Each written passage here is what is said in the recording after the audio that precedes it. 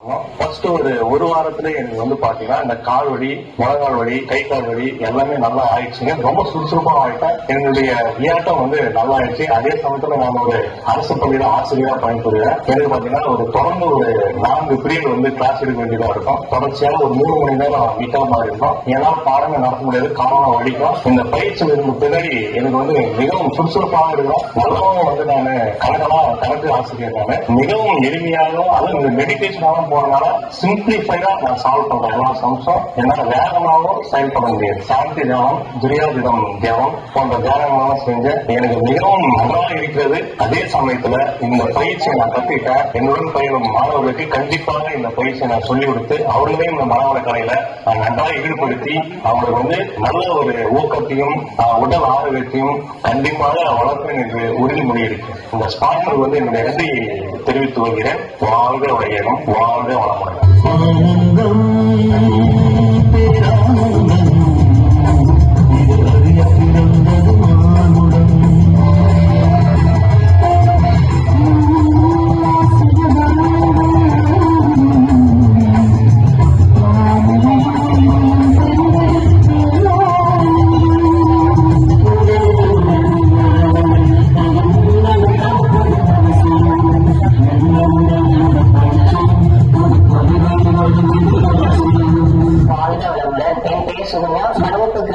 நான் பேசுறேன். ஒரு யோகா கிளாஸ்க்கு வரதுக்கு முன்ன எனக்கு அதிகமா மயக்கம் போட்டு வந்துருவேன். அதிகமா டென்ஷன் ஆகுவேன். வீட்டுல பசங்க கூட சண்டை போடுவேன். பசங்களை அடிச்சிருவேன். இப்ப அந்த பயிற்சிக்கு வந்த பின்னாடிக்கு எனக்கு அந்த மயக்கம் வரதுல தியானம் பண்ண பின்னாடிக்கு கொஞ்சம் பொறுமையாவும் இருக்கிறேன். கோவம் வரதுல பசங்களும் அன்பா அதுல இருக்கிறேன். அவங்களும் எங்கிட்ட நான் சொல்ற பேச்சு கேட்கறாங்க.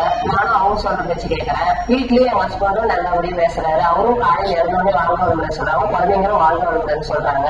இதனால எனக்கு மனசுக்கு நிம்மதி கிடைச்சிருக்கு. எனக்குள்ள ஒரு சந்தோஷம். யாராவது என்ன திட்டாங்கன்னா உடனே எனக்கு மனசு ரொம்ப கஷ்டமா போயிடும். அதை நினைச்சு கொஞ்சம் ஃபீல் பண்ண உட்காந்து இருப்பேன். இப்பெல்லாம் இந்த கடைக்கு வந்ததுல இருந்து யார் என்னதான் பேசினாலும் பரவாயில்ல. அதனால நம்ம கவலை இருக்கு. அதை ஒதுக்கி விட்டு என் வேலை என்னவோ நான் என்னவோ இருக்கிறேன். இந்த பயிற்சி அவங்க மாமியார் வந்துட்டாங்க. பயிற்சிக்காக கூட அதிகமா போடுவாங்க. இப்ப சைலண்டா இருக்கிறாங்க. கொஞ்சம் அவங்களும் அதிகமா பேசுறாங்க.